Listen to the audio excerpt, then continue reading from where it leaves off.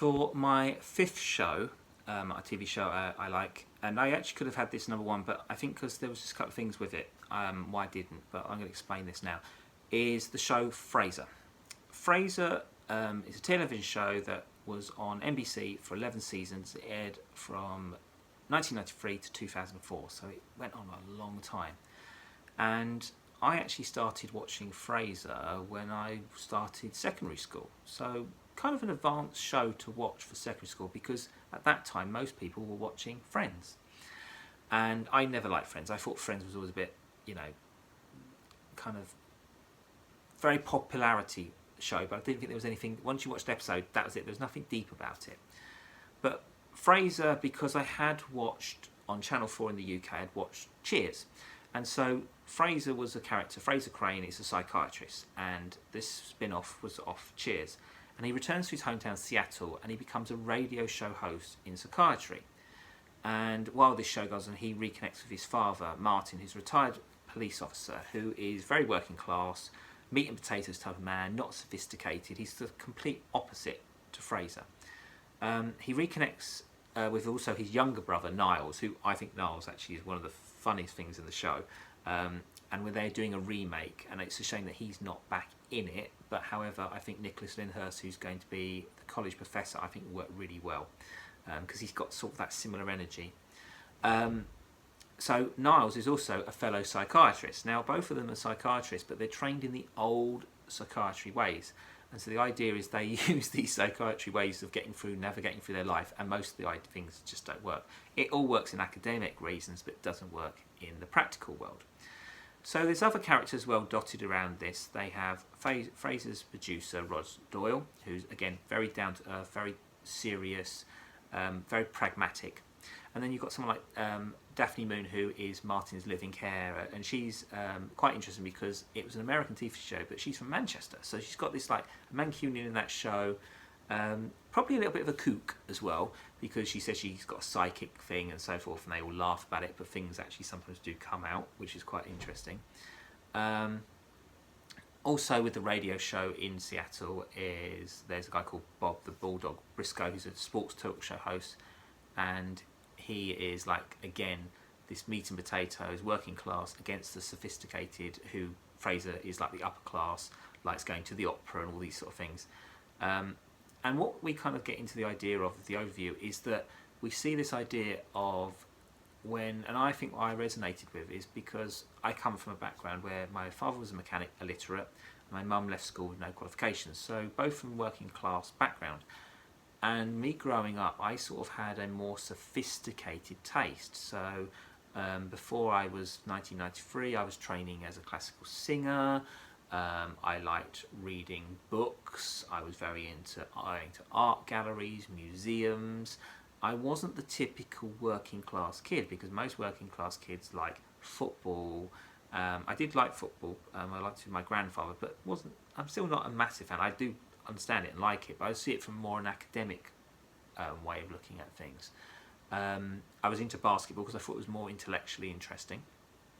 And so I always found Frasier really gripped me in that way, because I found it was the idea of seeing this man, who some people would think is like an upper class prat, in the English terms, we'd see it as always an upper class toff and all these things. But actually what I like about Frasier is that he showed that you can come from a background of working class and that sort of ideals, and then actually become something more, and it changes your perspective and viewpoints. So with Frasier, when he starts in the show, he goes to Seattle. It's the end of his marriage and life in Boston, and then his life has changed because he becomes a single man. So he lives in a posh flat, penthouse, lovely, all beautiful furniture. And then when he's obliged to take in his father, he has mobility problems, and he has this old chair, and he has this dog, which is one of the funniest catalysts in the program, is Eddie the dog. And Frasier hates Eddie. It's a little character, and you see Eddie, he's like growling at him, and he just doesn't like, the dog can sit on the chair, and he just can't control this dog. It's funny. Again, you have to watch it to see these ideas. So anyway, when Frasier and Martin conduct a series of interviews to hire a physical therapist, Daphne comes in, and it's actually she's a living carer, but it's not the one Frasier wanted. Frasier wanted someone who's a bit more highbrow, a bit more so forth, where Daphne's a little bit more, could be kind of like a klutz, kind of a little bit more, but very down to earth, which works. And so the series focuses on Frasier adjusting to living with his father, who he has absolutely little in common, and his constant annoyance with Martin's dog Eddie. Frasier spends a lot of time with his brother Niles, and actually Niles, who was married, he's divorced, I can't remember if he was divorced or he is married, but it's kind of a weird thing because you never see his wife. And actually in the end Niles becomes attracted to Daphne, which is kind of a funny thing going on in the series, because you see how he tries to do things and he becomes tongue-tied and so forth, and eventually actually he marries Daphne in the later series. So with all these kind of different, there's all these kind of little threads, and I thought Frasier was a very good programme. And though I was a teenager when I was watching it, and I've actually rewatched all the series as well, it's still a great series. And I think people say the later series aren't good. That's not true. But anyway, with Frasier, when he's hosting this call-in psychiatry show and the talk show, they share a few commonalities. So, for example, though Roz is very direct and sarcastic, her superficial relationships and men are a topic of conversation. Frasier has a professional respect for Roz because of his wry sense of humour, and over time they two become friends. And I think the one thing with Frasier, also because of the Seattle culture, there was the coffee culture. So if you ever think of Frasier, there's usually like 5 places he is. He's usually in the radio show, 3 places: radio show, his flat, or the coffee shop. So Frasier also had this idea of theatre, which I thought was really good. So, I mean, and Kelsey Grammer's a really good theatre actor. I've seen him a couple of times, and I think Kelsey Grammer, I don't know why, his career's never been as big after Frasier, and it's strange because he's very funny. I mean, down Periscope in a film where he's captain is hilarious, and some of these films he does. And there was a series he did with Martin Lawrence where he was a lawyer and everything, and that was really good, but just didn't do well. I don't know what it is with that. But, so anyway, with the Crane brothers, with their expensive taste, interests and high opinions of themselves, they frequently clash with the father. The close relationship between the brothers is often tense, and there's a sibling rivalry all the time, which again, and then because of the psychiatrist, they make a living solving other people's problems. However, they are inept at dealing with their own. And sorry, just to go with Niles' relationship, it was his unseen first wife, Maris, so he actually does divorce her in the end. And Frasier's ex-wife Lilith comes back, and they've got their son Frederick, who we don't really see very often. And accordingly, Frederick, in the new version of Frasier, the reboot, he is an adult in it. So I think that would be interesting to see how that's developed. And also the other thing is Seattle has a high society, which both Frasier and Niles are trying to get accepted into. And obviously there's always something that happens which stops them.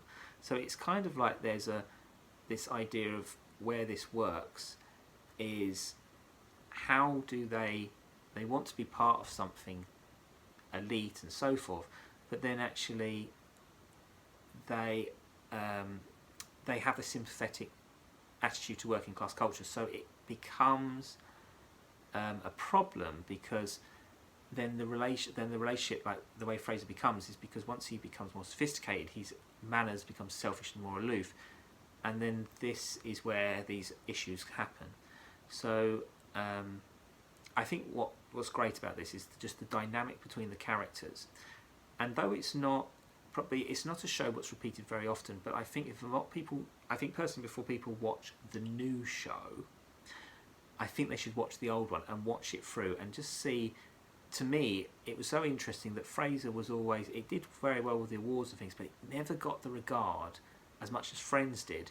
But if you actually watch Frasier and you watch Friends, I think Frasier hasn't dated as badly, whereas Friends is very topical. And I think that there's a lot of shows which Friends really copied, whereas Frasier was something completely new.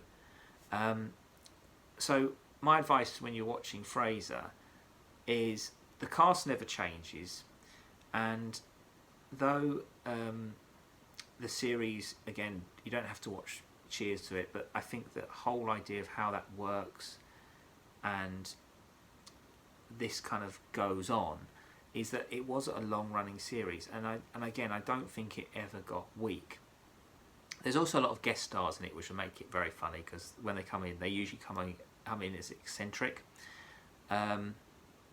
So my recommendation with Frasier is to really watch it, understand the idea of how someone who has got money and has got these things struggles with between his working class background and the idea of how he wants to become part of a new culture.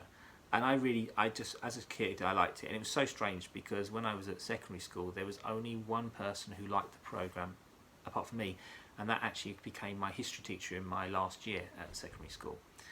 And I always kept in contact with him about the show, even though I left secondary school and when I went to university and so forth. And I always kept a reliance of watching Frasier. So that's about Frasier, and that concludes